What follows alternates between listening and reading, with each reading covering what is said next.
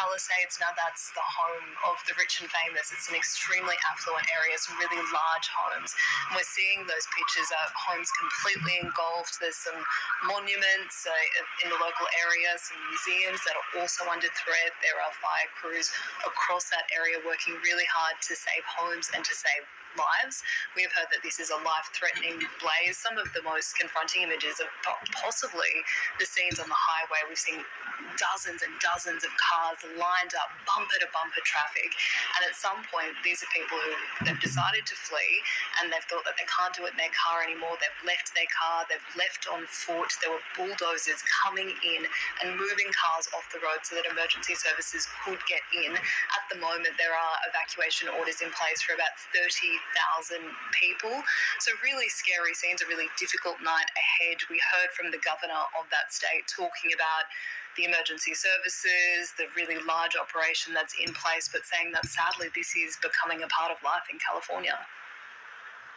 We were here not too long ago, the Franklin fire. A few weeks prior to that, the Mountain Fire, November, December, now January. There's no fire season, it's fire year, it's year round. And it's incredibly important that we heed the warnings, the calls, that we're not out of the woods by any stretch of the imagination.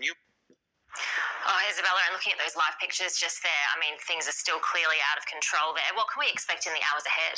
Well, Ruby, it looks like it's set to enter its most dangerous phase in the coming hours. In about 2 hours, they think that's when winds are really going to pick up, and that's really going to be the danger point for firefighters, for residents in that area. Now, emergency services were prepared. They were ready for this. This high wind event had been predicted, and of course, people who live in the state know that it has been dangerously dry lately. So there's a lot of preparations that are in place, a really large, a very experienced team who are working on this, but at this stage it could still get much more serious. Let's hope they get it under